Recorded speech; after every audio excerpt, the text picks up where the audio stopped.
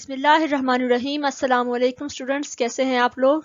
मैं उम्मीद करती हूँ कि आप लोगों के लेक्चर्स का ये सफ़र बहुत अच्छा जा रहा होगा और आप लोगों को तमाम लेक्चर्स की समझ आ रही होगी। आप लोगों के फीडबैक से मुझे बहुत अच्छे से पता चल रहा है कि आप लोगों को लेक्चर्स की काफ़ी अच्छी समझ आ रही है। तो स्टूडेंट्स, आज हम अपना यूनिट नंबर 10 स्टार्ट करने जा रहे हैं, that is based on activity and exercise pattern. This is my lecture number 13। Let's start the lecture. Here are the questions asked in your content. We will cover all the questions one by one in the same lecture. The first question is define terms of mobility, joint mobility, body alignment and body mechanics. Discuss the benefits of activity and exercise. Identify the principles of gravity that affect balance. Discuss factors affecting mobility. Discuss the effects of immobility on human body. Review anatomy and physiology of musculoskeletal system and characteristics of normal movement. Describe the impact of immobility on physiologic and psychological functioning. Apply nursing process while planning for the client with altered musculoskeletal system. तो हम इन सारे questions को same lecture में discuss करते हैं। तो हम question number 1 से स्टार्ट करते हैं। यहाँ मैं आप लोगों को एक बात बता दूं कि हमारा जो एक क्वेश्चन यहाँ पर रिपीट में हो रहा है, discuss the effect of immobility on human body, ठीक है, और describe the impact of immobility on physiologic and psychological functioning. तो हमारा ये जो क्वेश्चन है 7th वाला, ये हमारे क्वेश्चन नंबर 5 में ही कवर हो जाएगा, ठीक है। तो बाकी सारे क्वेश्चन जो है मैंने आगे एक्सप्लेन कर दिए। तो हम क्वेश्चन नंबर 1 से स्टार्ट करते हैं।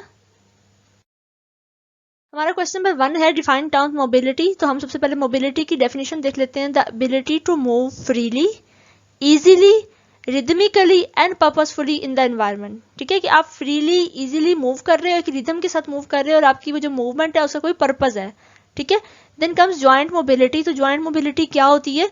अब ज्वाइंट क्या होता है, सबसे पहले ज्वाइंट आपकी दो बोन जहाँ पे आर्टिकुलेट कर रही होती हैं, साथ में जुड़ रही होती हैं, तो वहां पर एक ज्वाइंट बनता है। तो joint mobility is defined as a degree to which an articulation where two bones meet can move before being restricted by surrounding tissues, ठीक है, कि सराउंडिंग टिश्यूज की रिस्ट्रिक्शन के बगैर अगर हमारी दो बोन्स मूव कर पा रही हैं फ्रीली एक स्पेसिफिक डिग्री तक, तो उसे हम क्या बोलेंगे, ज्वाइंट मोबिलिटी बोलेंगे। अब अगर हम यहाँ पर देखें तो जो हमारी लेग है, ठीक है, ये इस एक्सिस के गिर्द मूव कर सकती है फ्रीली, ठीक है, तो ये इस जॉइंट की क्या है, जॉइंट मोबिलिटी होगी। अब हम आगे चलते हैं। थर्ड हमारे पास क्या टर्म पूछी थी उन्होंने, बॉडी अलाइनमेंट पूछी थी। तो वो क्या होती है हम देखते हैं। Alignment refers to how the head, shoulder, spine, hips, knees and ankles relate and line up with each other. Proper alignment of the body puts less stress on spine and help you have good posture, ठीक है। अब देखिए अगर यहाँ पे अगर हम इस पोजीशन को देखें, इस पोस्चर को चेक करें, तो यहाँ पे क्या स्पाइन के ऊपर बर्डन पड़ रहा है, ठीक है। लेकिन अगर हम इस पोजीशन को, पोस्चर को देखें, तो क्या स्पाइन यहाँ पर स्ट्रेट है। स्ट्रेट स्पाइन जो होगी वो जल्दी थकेगी नहीं और आपको जो है कोई किसी भी तरह की जो बैक ऐक है वो नहीं होगी, ठीक है। और ये जो हमारे पास कंडीशन है, यहाँ देखिए स्पाइन कितनी कर्व में हुई हुई है, नेक भी फ्लेक्स हुई हुई है, ठीक है। तो इससे क्या होगा, ये पेनफुल कंडीशन होगी with the passage of time. लेकिन इस तरह से अगर आप करते हैं तो क्या होगा कि आपको पेन नहीं होगी। तो हमारी जो हेड, शोल्डर, स्पाइन, हिप्स, नीज और एंकल जो है अगर एक सेम अलाइनमेंट में है और कंफर्टेबल है, तो क्या होगा, बॉडी अलाइनमेंट होगी वो, ठीक है। देन हमारे पास आता है बॉडी मैकेनिक्स की डेफिनेशन। तो हम क्या करेंगे, बॉडी मीन्स हमारा जिस्म हो गया, मैकेनिक्स मीन मैकेनिकली वो मूव किस तरह से कर रही है। तो body mechanics is a term use to describe the ways we move as we go about our daily lives, कि हम अपनी एक्टिविटीज ऑफ डेली लिविंग करते हुए किस तरह से मूव कर रहे हैं, वो हमारी बॉडी मैकेनिक्स होंगी। It includes how we hold our bodies when we sit, stand, lift, carry, bend and sleep, ठीक है, कि किस तरह से हम किसी चीज को कैरी कर रहे हैं, हम पुश कर रहे हैं किसी चीज को, किस तरह से हम पुल कर रहे हैं, ठीक है। तो ये किस में आता है, हमारी बॉडी मैकेनिक्स के अंदर आता है। अब बॉडी मैकेनिक्स के कुछ प्रिंसिपल्स थे, हालांकि आप लोगों के कंटेंट में नहीं पूछे गए थे, लेकिन ये पास्ट पेपर में काफी दफा क्वेश्चन आया था, तो मैंने यहाँ पर मेंशन कर दिया प्रिंसिपल्स ऑफ बॉडी मैकेनिक्स, ठीक है। तो मैंने यहाँ पर 5 प्रिंसिपल दिए ताकि आपके 5 मार्क का क्वेश्चन जो है वो सेटिस्फाई हो सके। तो फर्स्ट प्रिंसिपल हमारे पास क्या है, keeping your body in a proper alignment when lifting or moving object, ठीक है, कि आपने जब भी किसी चीज को उठाना है या उसको मूव करना है तो आपने बॉडी की प्रॉपर अलाइनमेंट रखनी है। देखिए ना, अगर हम कोई चीज उठाते हैं तो हम किसी हैवी चीज को अगर हमने उठाना हो, हमारी कॉमन प्रैक्टिस क्या होती है, हम झुकते हैं और उस चीज को, वजनी चीज को उठा लेते हैं। हालांकि जो एक्यूरेट प्रैक्टिस है वो क्या होती है कि आप बैठें, उस चीज़ को अपने हाथ में उठाएं और उसके बाद आप खड़े हो जाएं, ठीक है, कि आपने झुक के नहीं उठाना, आप नीचे बैठ कर उसको उठा लें। देन है the wider the base of support the greater is the stability. अब बेस ऑफ सपोर्ट क्या होता है? बेस ऑफ सपोर्ट वो एरिया होता है जो कि कोई पर्सन खड़े होते हुए ऑक्यूपाई करते हैं। जैसे अगर हम खड़े हैं, हमने दोनों टांगें थोड़ी सी फैला के खड़े के हुए हैं, तो हमारी दोनों टांगों के बीच में जो फासला होगा वो हमारी बेस ऑफ सपोर्ट होगी। तो जितना आपका ज़्यादा बेस ऑफ सपोर्ट होगा उतनी ज़्यादा आपकी स्टेबिलिटी होगी। लेकिन बेस ऑफ सपोर्ट इतनी ना फैला लीजिएगा कि गिर जाएं, ठीक है। Then the lower the centre of gravity, ठीक है। जब सेंटर ऑफ ग्रेविटी कह रहे हैं कम होगा, आपका लोअर होगा, तब आपकी स्टेबिलिटी ज़्यादा होगी। मैं सेंटर ऑफ ग्रेविटी और बेस ऑफ सपोर्ट, और यहाँ तीसरी टर्मिनोलॉजी है लाइन ऑफ ग्रेविटी, ठीक है। इन तीनों को आगे जाकर एक्सप्लेन करती हूँ, यहाँ पर आप इसको जस्ट इस तरह मेमोराइज कर लें, ठीक है। Equilibrium of an object is maintain as long as the line of gravity passes through its base of support, ठीक है। कि इक्विलिब्रियम कब तक मेंटेन रहेगा? जब तक लाइन ऑफ ग्रेविटी जो है आपकी बेस ऑफ सपोर्ट में से गुजर रही है, ठीक है। और आपके पास फिफ्थ प्रिंसिपल क्या है? The stronger the muscle group the greater amount of work that can be safely done, कि जितना आपका मसल ग्रुप स्ट्रोंगर होगा उतनी ज़्यादा अच्छे से आपका जो है वर्क वो हो पाएगा, ठीक है। अब ये देखें यहाँ पर क्या है। सबसे पहले अगर हमने कोई चीज़ उठानी है तो हमने क्या करना है? Plan your lift. हमने प्लान करना है कि किस तरह से हमने चीज़ को उठाना है, ठीक है। हम हेल्प मांग सकते हैं किसी की कि कोई हमारे साथ उस चीज़ को उठवा दे, ठीक है। लेकिन अगर कोई नहीं आता तो हमने क्या करना है? Widen your base of support. की जो बेस ऑफ सपोर्ट है हमने इसको वाइड करना है, ठीक है। Then bend your knees bend करना है और हमने बैठ जाना है, ठीक है। टाइटन योर स्टमक मसल्स, ठीक है। हमने अपने एब्डोमेन के मसल जो टाइट करने और थोड़ा सा जोर लगाना है जिस तरह से हमने चीज़ को उठाते हुए। Then lift with your leg muscles, ठीक है। हमने लेग मसल्स के साथ उठाना है उसको, ठीक है। फोर्स जो है हमारी मोस्टली लेग मसल्स पे लगनी चाहिए। Then keep your load close, अपने वजन को जो है बिल्कुल अपने क्लोज करके आपने उठाना है, आप तब इजीली उसको उठा सकेंगे, ठीक है। कीप योर बैक स्ट्रेट, अपनी बैक को आपने स्ट्रेट रखना है, ठीक हो गया। अब हम आगे चलते हैं बच्चों क्वेश्चन नंबर 2 की तरफ, ठीक है। तो discuss the benefits of activity and exercise. Activity और एक्सरसाइज अगर हमारी लाइफ में होगी तो उसके हमें क्या बेनिफिट्स हो सकते हैं। तो हमारे पास कुछ सिस्टम दिए हुए हैं। मस्कुलोस्केलेटल सिस्टम पे क्या बेनिफिट्स होंगे, कार्डियोवास्कुलर पे, और इन ऑल दैट हम इन सबको वन बाय वन डिस्कस करते हैं। तो मस्कुलोस्केलेटल सिस्टम पे क्या बेनिफिट्स हमें मिलेंगे? Exercise increase joint flexibility and range of motion, ठीक है। एक्सरसाइज जो है हमारी जॉइंट फ्लेक्सिबिलिटी को इंक्रीज करती है और हमारी जो मसल्स की जो जॉइंट्स की रेंज ऑफ मोशन होती है कि जिस एक्सीड मैक्सिमम लेवल तक जो हमारे जॉइंट है वो मूव कर सकते हैं, तो उसको इंक्रीज करेगा, ठीक है। Then bone density is maintain through weight bearing. अगर हम कोई वजन उठाएंगे, एक्टिविटी करेंगे या जिम ज्वाइन करेंगे, एक्सरसाइज करेंगे, तो हमारी बोन डेंसिटी जो होगी वो इंक्रीज होगी। The stress of weight bearing maintains a balance between osteoblast and osteoclast. Osteoblast bone forming cells होते हैं, ओस्टियोक्लास्ट बोन रिजॉर्प्शन सेल्स होते हैं, ठीक है। जब हम वेट बेयरिंग करेंगे तो उससे क्या होगा? हमारी ओस्टियोब्लास्टिक और ओस्टियोक्लास्टिक एक्टिविटी के बिटवीन एक बैलेंस जनरेट हो जाएगा, ठीक है। तो मस्कुलोस्केलेटल सिस्टम पे हमें ये बेनिफिट्स होते हैं। अब हम नेक्स्ट देखते हैं कार्डियोवास्कुलर सिस्टम पे हमें क्या बेनिफिट मिलेंगे। Increase heart rate and strength of heart muscle to contract. जब हमारा हार्ट जो है उस पर भी जाहिर है अगर हम एक्सरसाइज कर रहे हैं तो हमारी बॉडी की मेटाबॉलिक डिमांड जो है वो बढ़ जाएगी, तो ब्लड सप्लाई जो है बॉडी की तरफ वो भी इंक्रीज होगी, तो हार्ट रेट और हार्ट मसल की जो स्ट्रेंथ है वो इंक्रीज करेंगे। Improve blood supply to heart and body tissues. Exercise can increase cardiac output up to 30 litres per minute. Normal कितनी होती है cardiac output? 5 litres per minute होती है, लेकिन एक्सरसाइज वगैरह अगर जो लोग करते हैं, जो एथलीट होते हैं, तो उनकी जो कार्डिक आउटपुट है वो 30 लीटर्स पर मिनट होती है, ठीक है। तो अब हम आगे चलते हैं रेस्पिरेटरी सिस्टम पे। उसमें क्या होता है? Increase ventilation into lungs. के लंग्स के अंदर वेंटिलेशन इंक्रीज होती है क्योंकि हमारी स्ट्रेस पड़ रही है बॉडी के ऊपर, तो ऑक्सीजन डिमांड बढ़ेगी। जब ऑक्सीजन डिमांड बढ़ेगी तो हम बहुत ज़्यादा ब्रीथ करेंगे, हाइपर वेंटिलेट करेंगे, तो उससे क्या होता है कि वेंटिलेशन बढ़ती है लंग्स के अंदर। इंप्रूव्ड गैसियस एक्सचेंज, लंग्स के अंदर गैसियस एक्सचेंज अच्छा होता है। देन ऑक्सीजन डिलीवरी जो हमारे ब्रेन को और बॉडी को मिलनी होती है वो भी बेहतर होती है, ठीक है।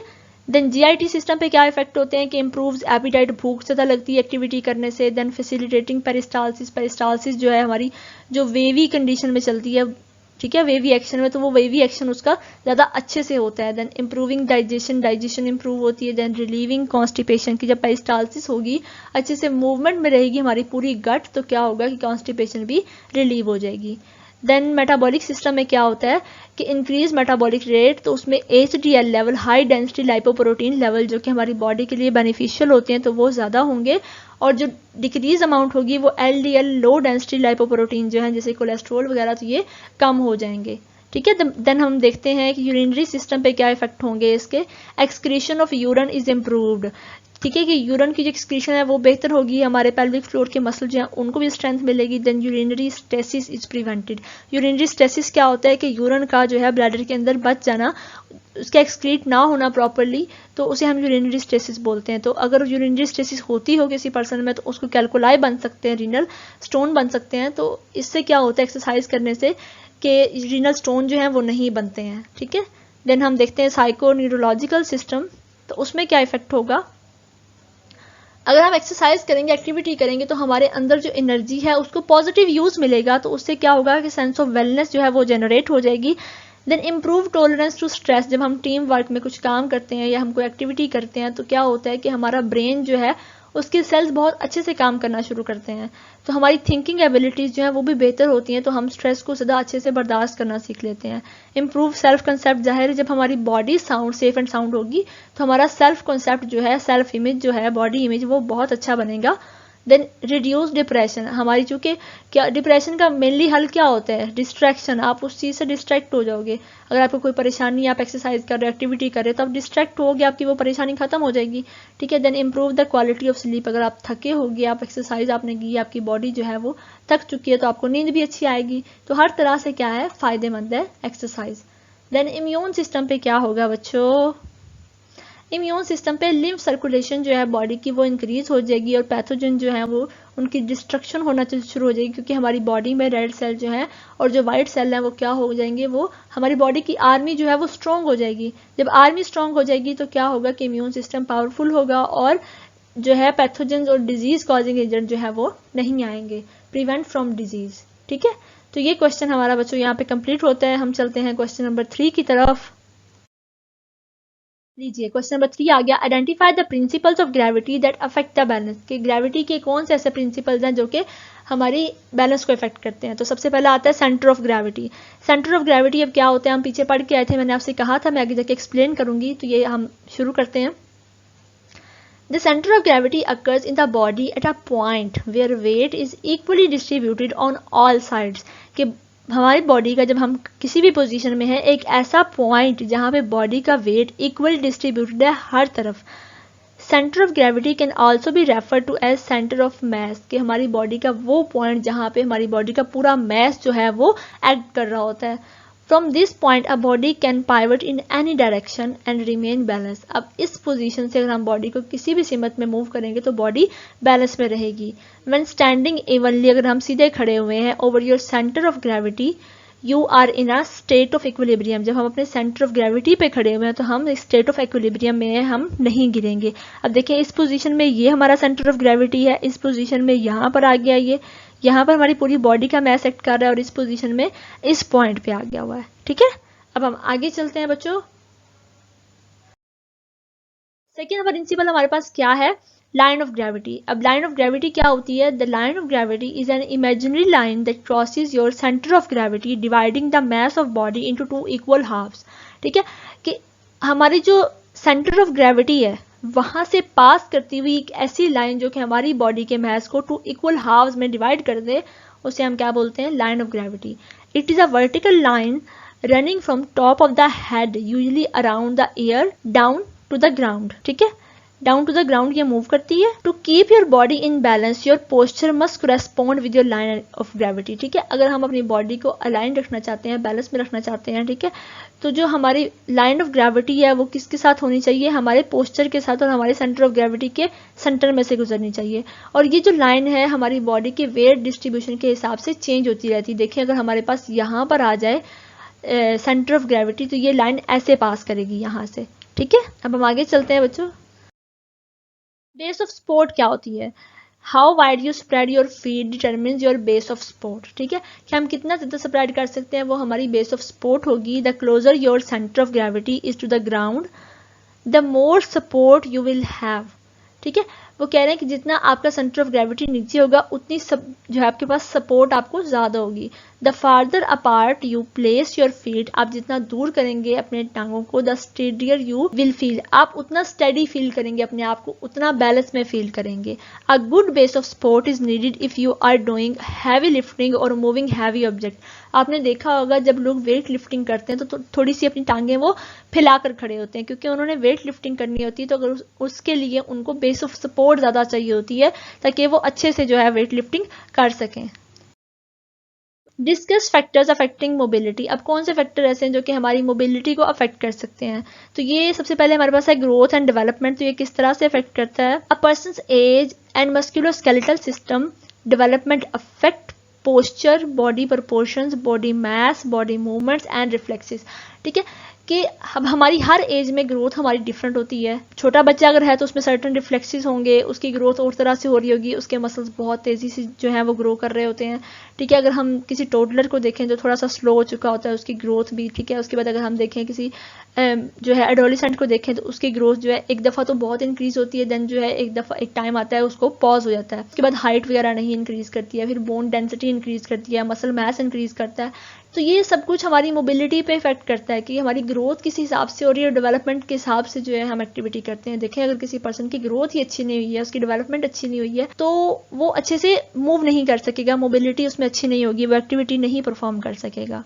देन हमारे पास आती है फिजिकल हेल्थ। तो क्या होगा? एक्यूट और क्रॉनिक इलनेस अगर किसी पर्सन में आ गई है जो कि लिमिट कर रही है supply of oxygen and nutrients को, जो कि हमारी मसल कॉन्ट्रैक्शन वगैरह के लिए चाहिए है, ज़रूरी है जो हमारी बॉडी के लिए, तो क्या होगा कि हमारी बॉडी प्रॉपरली मूव नहीं कर सकेगी। देन मेंटल हेल्थ आती है। तो मेंटल हेल्थ में क्या होगा? Any mental disorder such as depression or chronic stress may affect the person desire to move. अब हमारी डिज़ायर ही नहीं रही मूव करने की। गो हमारे पास हमारी बॉडी इतनी स्ट्रेंथ है उसमें कि हम मूव कर सकें, हम एक्सरसाइज कर सकें, लेकिन हमारी डिज़ायर नहीं तो हम नहीं करेंगे। Lack of enthusiasm, lack of visible energy is seen in a slumped posture with head bowed. अब अगर आप कोई पर्सन देखते हैं जिसका जो स्लम्प्ड पोस्चर है, ढीला ढाला से बैठा है, सर उसने नीचे झुकाया हुआ है, उसके अंदर कोई स्पिरिट नहीं है मूव करने का, तो हम कैसे कह सकते हैं कि वो कोई फिजिकल एक्टिविटी कर सकता है? ठीक है, तो मेंटल हेल्थ जो है वो आपके पास अच्छी होनी चाहिए ताकि आप जो है फिजिकली अपने आप को स्ट्रॉन्ग कर सकें। देन क्या आता है हमारे पास? न्यूट्रिशन है। तो न्यूट्रिशन किस तरह से अफेक्ट करती है कि both under nutrition and over nutrition can affect the body alignment and mobility. Under nutrition जिसके मिनरल्स ही पूरे नहीं है, जो मेल नरिश्ड है, वो किस तरह से मूव करेगा? थिन लिन पर्सन जो है। ठीक है, और जो ओबीस है, ओवर न्यूट्रिशन जिसको हुआ हुआ है, तो वो भी उसके लिए भी मूव करना मुश्किल होगा, क्योंकि उसकी बॉडी जो है वो मैसिव हो चुकी है और वो इजीली चल फिर भी नहीं पाता, तो वो एक्टिविटी वगैरह उसके लिए करना बहुत मुश्किल होगा। Then personal values and attitudes आते हैं। तो इसमें क्या होता है कि अगर किसी फैमिली के अंदर हैबिट है कि वो लोग जिम जाते हैं, एक्सरसाइजेस करते हैं, ठीक है, वो गेम्स खेलते हैं, तो उनके बच्चों में भी अल्टीमेटली वो सारी हैबिट्स आएंगी। लेकिन अगर कोई फैमिली है सेडेंटरी लाइफस्टाइल गुजार रही है, वो सारा दिन पड़े रहते हैं, बैठे रहते हैं, तो उनके बच्चे जो हैं उनके अंदर भी इस तरह की हैबिट्स जो हैं जनरेट नहीं होंगी। ठीक है, देन एक्सटर्नल फैक्टर्स आ जाते हैं। तो उसमें क्या होगा? Excessively high temperature and rain influence the physical activity. देखिए अगर मौसम अच्छा है, फेवरेबल कंडीशंस हैं, तो हम बाहर जाके एक्टिविटी कर सकते हैं, एक्सरसाइज कर सकते हैं। लेकिन अगर मौसम अच्छा नहीं है, बहुत शदीद सर्दी है, बहुत गर्मी है, बारिश हो रही है, तो उस कंडीशन में तो हम एक्टिविटी वगैरह इतनी ज़्यादा अच्छे से नहीं कर सकते हैं। देन प्रिस्क्राइब लिमिटेशंस आती हैं। तो उसमें क्या होता है कि अगर कोई पर्सन जो है एम्पुटेशन उसकी हो गई है, या डॉक्टर ने उसको रेकमेंड नहीं किया, उसने मूव नहीं करना, या उसको कोई ऐसी सर्टन कार्डिक प्रॉब्लम है जिसकी वजह से उसके हार्ट पे स्ट्रेस वगैरह नहीं डालने देना चाहते हम लोग, तो हम उसको एक्टिविटी से मना कर देते हैं। तो ये सारे बच्चों फैक्टर्स से जो आपकी किसी न किसी तरह से आपके जो है एक्टिविटी है, मोबिलिटी है, उसको इफेक्ट कर रहे होते हैं। तो ये सारे आपने अच्छे से याद रखने हैं। क्वेश्चन नंबर 5 है बच्चों, discuss the effect of immobility on human body की। इमोबिलिटी की वजह से ह्यूमन बॉडी पे क्या इफेक्ट हो सकते हैं?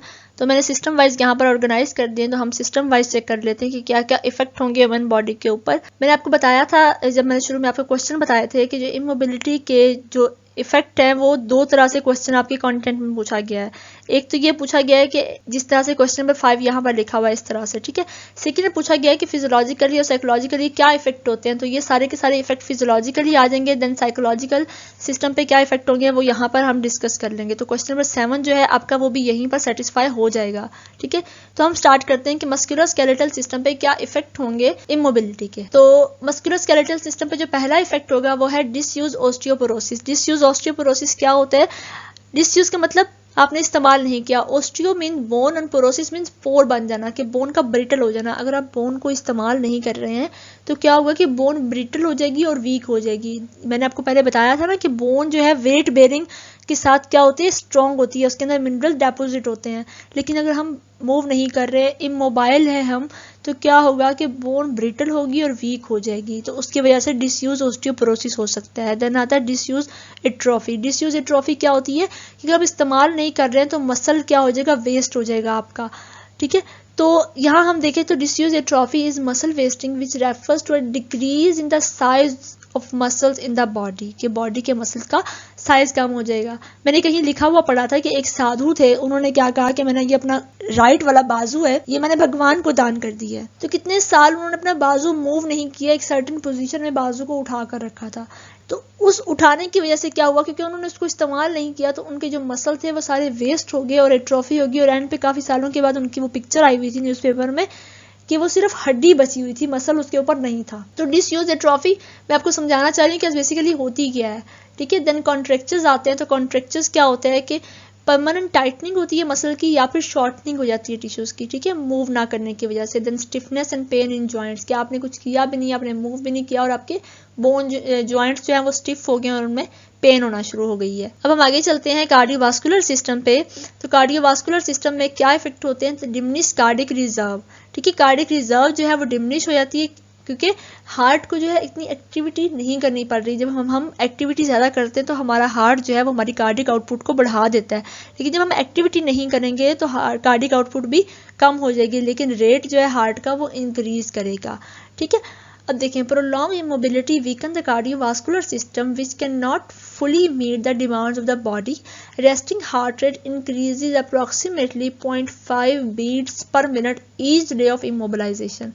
तो ये कैसी बात है कि अगर आप इमोबाइल हैं तो हर दिन के साथ आपकी 0.5 बीट पर मिनट जो है वो इंक्रीज करेगी। तो इसका क्या मतलब है, जो सीडेंटरी लाइफस्टाइल अगर लोग गुजार रहे हैं तो उनको टेकिकार्डिया होने के चांसेस ज़्यादा होते हैं। देन ऑर्थोस्टैटिक हाइपोटेंशन क्या होती है कि अगर आप मूव नहीं कर रहे हैं, आप एक जगह पे इमोबाइल हैं, आप खड़े हुए हैं, तो क्या होगा, आप जैसे ही थोड़ा सा पोस्चर चेंज करेंगे अपना, जैसे आपने पोस्चर चेंज किया वैसे आपका बीपी फॉल कर गया। अगर आप आपको लेटने की आदत है, मुसलसल आप लेटे रहते हैं, तो आपका ब्लड जो है बिल्कुल बॉडी में स्मूथली आगे पीछे मूव कर रहा है। ठीक है, लेकिन अगर आप उसी पोजीशन में कुछ टाइम के लिए अगर आप खड़े होते हैं तो आपका सारा ब्लड जो है आपकी लोअर बॉडी में पूल करेगा, तो एकदम से ब्रेन को सप्लाई कम जाएगी जिसकी वजह से फेंटिंग हो सकती है। तो this is orthostatic hypotension. Then venous vasodilation and stasis. अब वीनस वेजोडाइलेशन क्या होगी कि आपकी जो वेन्स हैं, चूंकि उनके जो हमने पढ़ा ना कि वेन के अंदर जो होते हैं वैल्व्स होते हैं जो कि ब्लड को पंप कर रहे होते हैं टुवर्ड द हार्ट, क्योंकि अगेंस्ट द ग्रेविटी मूव करना होता है, तो वेन्स में वैल्व्स होते हैं, तो वो वेल्व्स उसको पंप कर रहे होते हैं। अब वेन्स जो है डायलेट करेगी, उनके वेल्व्स अच्छे से काम नहीं कर रहे हैं, तो क्या होगा कि ब्लड जो है वेन्स में पूल करना शुरू हो जाएगा। Venous stasis is a condition of slow blood flow in the veins, usually of the legs. Legs की जो वेन्स है उनमें ब्लड बिल्कुल स्लोली मूव करेगा। ठीक है, then dependent oedema. Dependent oedema क्या होता है, अगर आप टांगें लटका कर बैठे हुए हैं किसी ज़मीन की तरफ काफ़ी टाइम के लिए, तो क्या होगा, आपका ब्लड जो है वो पूल कर देगा लोअर बॉडी में। जब लोअर बॉडी में ब्लड पूल करेगा तो क्या होगा कि वहाँ से लिम्फ भी उतना निकलेगा, तो उस वजह से क्या होगा कि हमारी लोअर लेग्स पे एडीमा हो जाएगा। Gravity has the effect of pulling fluid down toward the earth, causing it to pool in the lowest part of the body such as legs और hands. Then thrombus formation. Thrombus formation क्या होगी, मैंने आपको बताया था कि जब हम मूव करते हैं तो हमारी बॉडी में HDL लेवल जो है वो इंक्रीज होते हैं, जिसकी वजह से क्या होता है, किसी भी किस्म का जो हार्ट इशू है वो नहीं होता। लेकिन अगर हम मूव नहीं करेंगे तो HDL के लेवल कम होंगे और LDL जो लो डेंसिटी लाइपोप्रोटीन है, कोलेस्ट्रॉल वगैरह, उनके लेवल इंक्रीज करेंगे, जो कि अल्टीमेटली प्लैक बनाएंगे वेसल्स के अंदर। तो वो प्लैक अगर वहां से टूट जाए तो उसे हम क्या बोलते हैं, पहले अगर वो अपनी जगह पर रहे तो उसे थ्रोम्बस बोलते हैं, अगर वो वहां से टूट जाए तो उसे हम एम्बोलाई या एम्बोलस बोलते हैं। ठीक है, तो वो क्या होता है कि हमारी वास्कुलर सिस्टम के लिए बहुत ज्यादा हार्मफुल होता है। ठीक है, कि वो हेमरेज भी करवा सकता है। अब हम आगे चलते हैं बच्चों रेस्पिरेटरी सिस्टम की तरफ। तो रेस्पिरेटरी सिस्टम में पूलिंग ऑफ रेस्पिरेटरी सिक्रीशंस, कि अगर हम बिल्कुल लेटे हुए हैं, पड़े हुए हैं, तो हमारी रेस्पिरेटरी सिक्रीशन जो है सारी की सारी वो लंग्स के अंदर इकट्ठी होना शुरू हो जाएंगी। देन एटलेक्टिसिस क्या होता है, is the collapse of or closure of the lung resulting in reduce or absent gaseous exchange, कि गैसियस एक्सचेंज जब नहीं होगा तो हमारी जो लंग्स है वो कोलैप्स कर जाएंगे, ठीक है। देन हाइपोस्टैटिक निमोनिया क्या होता है? Pneumonia that usually result from collection of fluid in the dorsal region of the lungs. अगर हम लेटे हुए हैं तो लंग्स के लोअर पोर्शन जो डोर्सल रीजन है उनका, वहां पर क्या होगा? फ्लूइड इकट्ठा होना शुरू हो जाएगा, जिसकी वजह से क्या होगा, जो मोस्टली होता है बेड रिडन और एल्डरली पेशेंट्स के अंदर, ठीक है, जिसकी वजह से क्या होगा कि वहां पर फ्लूइड इकट्ठा होगा, फ्लूइड इकट्ठा होने की वजह से वहां पर माइक्रो ऑर्गेनिजम्स ग्रो करेंगे और निमोनिया हो जाएगा, ठीक है। आगे चलते हैं मेटाबॉलिक सिस्टम पे, तो उसमें क्या होता है? डिक्रीज मेटाबॉलिक रेट, आपका बीएमआर जो है वो कम हो जाएगा, आपकी एपेटाइट कम हो जाएगी, आपको एनोरेक्सिया होगा कि यार मैं तो कुछ कर तो रहा नहीं हूँ, मैं सिर्फ खाए जा रहा हूँ, आप परेशान हो जाओगे, तो आप कुछ खाओगे भी नहीं, भूख भी आपको नहीं लगेगी। देन नेगेटिव नाइट्रोजन बैलेंस होगा। नेगेटिव नाइट्रोजन बैलेंस का क्या मतलब है कि जब आप एक्सरसाइज वगैरह कर रहे थे तो आप जितनी जो है प्रोटीन ले रहे थे उतनी आपकी यूज भी हो रही थी, बर्न आउट हो रही थी एनर्जी बनाने के लिए, ठीक है। लेकिन क्या है कि अगर आप जो है मूव नहीं कर रहे हो तो आपके जो प्रोटीन सिंथेसिस और प्रोटीन ब्रेकडाउन का जो प्रोसेस है उसके दरमियान एक बैलेंस जो मेंटेन था वो नहीं रहेगा। Immobility create imbalance between them, catabolic process exceed anabolic, ठीक है। कैटाबॉलिक टूटने का अमल वो जो है वो अपने आप चलता जा रहा है, आपकी बॉडी को कुछ लग नहीं रहा, आप सेहत भी आपकी अच्छी नहीं हो रही है, तो क्या होगा कि जितना नाइट्रोजन आप ले रहे हैं वो सारा का सारा वेस्ट चला जाएगा, ठीक है। जब वो सारा वेस्ट जाएगा तो क्या होगा कि हमारी बॉडी के अंदर नेगेटिव नाइट्रोजन बैलेंस हो जाएगा। देन नेगेटिव कैल्शियम बैलेंस भी इसी तरह से हो जाएगा कि कैल्शियम एक्सक्रीट जो है यूरिन के थ्रू ज़्यादा हो रहा है और बॉडी में उतना ज़्यादा नहीं रह रहा है, बोन्स में से निकल रहा है कैल्शियम डिपॉजिट होने के बजाय, क्योंकि बोन वेट बेयरिंग नहीं कर रही तो बोन रिजॉर्ब हो रही है, ऑस्टियोक्लास्टिक एक्टिविटी बढ़ रही है बोन की, तो कैल्शियम वहां से निकलेगा और वो यूरिन के थ्रू बॉडी से बाहर चला जाएगा, तो क्या होगा? नेगेटिव कैल्शियम बैलेंस होगा। देन यूरिनरी सिस्टम पे क्या इफेक्ट होगा इसका? Renal calculi. रीनल कैलकुलाई क्यों बनेंगे? यूरिनरी स्टेसिस या यूरिनरी रिटेंशन की वजह से। मैंने आपको बताया था कि अगर हम मूव नहीं करते हैं तो हमारा ब्लैडर जो है फुली एम्प्टी नहीं करेगा, ठीक है, हमारे पेल्विक फ्लोर के मसल जो है वो वीक हो जाएंगे। तो जब यूरिन अंदर रहेगा तो यूरिन के अंदर जो सॉल्ट वगैरह हैं वो सारे इकट्ठे होके वो क्या बना देंगे? कैलकुलाई बना देंगे। जब वो कैलकुलाई बनेगा तो हमारी वो वॉल को रप्चर करेगा अंदर से और उसको वल्नरेबल बना देगा इन्फेक्शंस के लिए, वहां पैथोजेंस अटैक करेंगे और इन्फेक्शन हो सकता है। देन जीआईटी सिस्टम पे अगर हम बात करें तो जीआईटी सिस्टम में क्या होगा कि कॉन्स्टिपेशन हो जाएगी, क्योंकि हम मूव नहीं कर रहे, हमारी गट मूव नहीं कर रही, पेरिस्टाल्सिस नहीं हो रही, तो अल्टीमेटली कॉन्स्टिपेशन हो जाएगी। देन इंटेगुमेंट्री सिस्टम पे क्या होगा? जो हमारी स्किन का सिस्टम है उस पर क्या होगा? रिड्यूस स्किन टर्गर, हम एक्टिविटी नहीं करेंगे, हमारी स्किन डल हो जाएगी और स्किन ब्रेक डाउन शुरू हो जाएगा, क्योंकि प्रॉपर सर्कुलेशन नहीं हो रही, क्योंकि कार्डिक आउटपुट जो है पीछे से कम आ रही होती है। समझ आ रही बच्चों? आसान चीजें हैं ये। देन साइकोन्यूरोलॉजिकल सिस्टम पे क्या इफेक्ट होगा कि इंक्रीज डिपेंडेंट बिहेवियर, ठीक है, आप एक्टिविटी नहीं कर रहे हो, आप इमोबाइल हो, आप डिजीज हो, चलो ठीक है, तो क्या होगा कि आपका डिपेंडेंट बिहेवियर, आप कहोगे कि मुझसे तो उठा जाता नहीं है किसी और की सहारे के बगैर। देन जब आपको किसी की हेल्प चाहिए होती है ना तो आपको बार बार उसकी तरफ देखना पड़ता है, अब आगे से उस पर्सन की विल है कि वो आपकी हेल्प करे या ना करे, तो क्या होगा? फ्रस्ट्रेशन वाला बिहेवियर डेवलप होगा। देन एपैथी हो जाएगी, आप बिल्कुल इमोशनलेस हो जाओगे, आपको सिर्फ अपनी टेंशन होगी, आप सिर्फ सेल्फ सेंटर्ड हो जाओगे, सोशली आप विदड्रॉल हो जाओगे, ठीक है। तो ये सारी की सारी कंडीशन थी जो कि अगर आप एक्सरसाइज नहीं करते हैं, आप एक्टिविटी नहीं करते हैं, तो क्या होगा? आपकी लाइफ को अफेक्ट करेंगे डिफरेंट तरीकों के साथ। Review anatomy and physiology of musculoskeletal system and characteristic of normal movement. तो अब हम सबसे पहले एनाटमी देख लेते हैं मस्कुलोस्केलेटल सिस्टम की। मैं यहाँ पूरी एनाटमी तो नहीं बता सकती थी, मैंने सिर्फ जनरल एक ओवरव्यू दिया आपको ताकि आप लोगों के ब्रेन में कुछ जो है आपके रिवाइज हो जाए, क्योंकि अपने एनाटमी के लेक्चर्स में उसको लेकर चलेंगे, वहां मैं पूरी डिटेल के साथ आपको पूरा स्केलेटल सिस्टम और मस्कुलर सिस्टम समझाऊंगी, ठीक है। तो यहाँ पर सिर्फ मैंने एक ओवरव्यू दिया है, ये बिल्कुल बच्चों जैसा ओवरव्यू आपको लगेगा, क्योंकि यहाँ पर मैं बहुत डिटेल नहीं दे सकती थी, ठीक है, क्योंकि यहाँ इतनी डिमांड नहीं है आपकी, ना आपके कंटेंट में ना आपके सिलेबस में इतना ज़्यादा उन्होंने पूछना है पेपर में। तो यहाँ हमने जनरल इसका ओवरव्यू लिया है। तो सबसे पहले बोन में क्या आ जाएगा? बोन्स में हमारी बॉडी की जो बोन्स है, एक्सियल स्केलेटन होता है और अपेंडिकुलर स्केलेटन होता है, ठीक है। एक्सियल स्केलेटन में स्कल आती है जिसमें 22 बोन्स होती हैं, देन वर्टेब्रल कॉलम आता है, देन थोरेसिक केज आता है जिसके अंदर रिब्स स्टर्नम वगैरह होती है। अपेंडिकुलर स्केलेटन आता है, उसमें शोल्डर गर्डल आता है, ठीक है, जिसके अंदर हमारे पास क्लेविकल स्कैप्यूला आ जाती है, उसके अलावा ह्यूमरस आ जाती है, रेडियस अल्ना आ जाती है, देन हमारे पास फिलेंजिस वगैरह, कार्पल्स, मेटाकार्पल्स और फिलेंजिस वगैरह आ जाते हैं, ठीक है। और पेल्विक गर्डल उसी तरह से आ जाता है, हमारे पास हिप बोन्स आ जाती हैं, ठीक है। उसके अलावा फीमर आ जाती है, टिबिया, फिब्यूला वगैरह हमारे पास आ जाती है लोअर लिम्ब की बोन्स के अंदर, देन टार्सल्स, मेटाटार्सल्स और देन हमारे पास फेरेंक्स आ जाते हैं, ठीक है।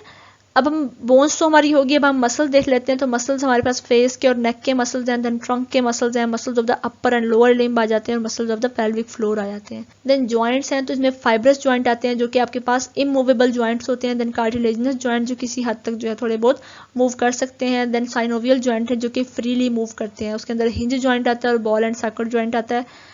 देन टेंडन्स आते हैं। टेंडन क्या होते हैं? जो कि मसल को बोन के साथ अटैच करते हैं। देन लिगामेंट्स आते हैं जो कि बोन टू बोन अटैचमेंट देते हैं, ठीक है। तो ये आपके पास क्या हो गया? एनाटॉमी होगी आपके पास, थोड़ी सी जनरल एनाटॉमी होगी आपकी मस्कुलोस्केलेटल सिस्टम की। अब हम थोड़ी सी इसकी फिजियोलॉजी देख लेते हैं।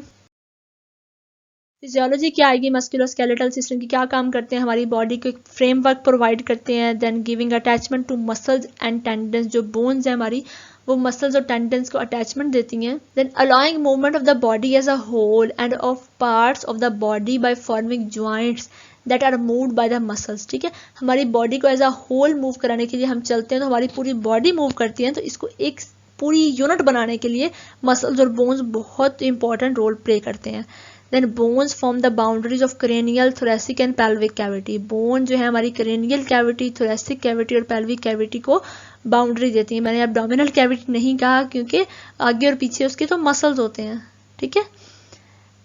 Then bones provide haematopoiesis. Haematopoiesis क्या होता है? हमारी ब्लड फॉर्मिंग सेल्स होते हैं जो कि हमारी बोन मैरो के अंदर बनते हैं, ठीक है।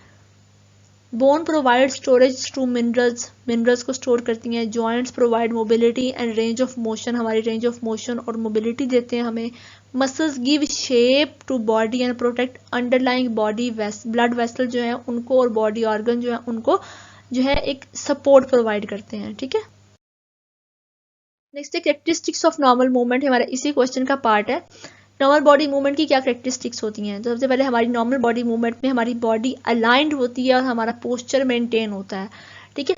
तो proper body alignment and posture bring body parts into a line in a manner that promote optimal balance and maximal body function in whatever position the client assume। कि आप किसी भी पोजीशन में हैं, आपकी अगर बॉडी अलाइंड है और आपका पोस्चर मेंटेन है, चाहे आप बैठे हैं, आप खड़े हुए हैं, आप लेटे हुए हैं, ठीक है, तो आपको क्या मिलेगा? आपको एक प्रॉपर मूवमेंट मिलेगी, ठीक है।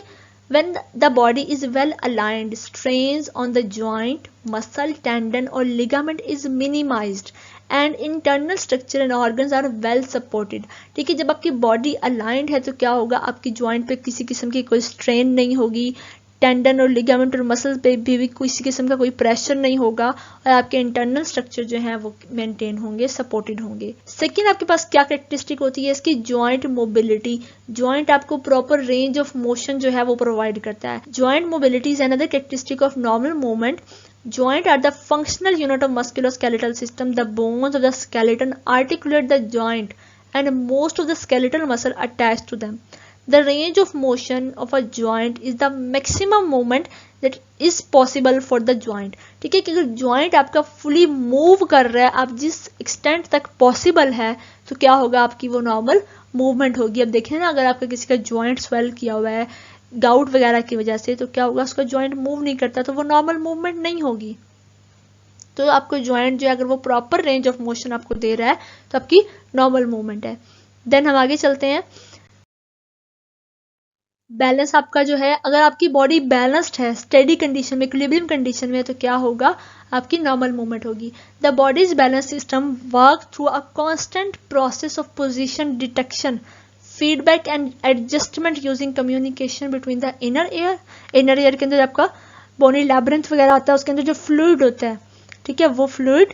देन आईज, आपकी आईज जो है आपकी जाके ऑक्सीपिटल वाले रीजन में जाके आपकी प्रॉप्रियोसेप्शन देती हैं, आपकी बॉडी की पोजीशन देती हैं। देन मसल्स आते हैं, जॉइंट्स एंड द ब्रेन, ठीक है। तो ये सारा कुछ मिलकर जब इंटर कम्युनिकेट करते हैं आपस में, तो क्या होता है? हमारी बॉडी का बैलेंस मेंटेन होता है। Deep inside the air position just under the brain is the inner air. अब इनर एयर कहाँ होता है?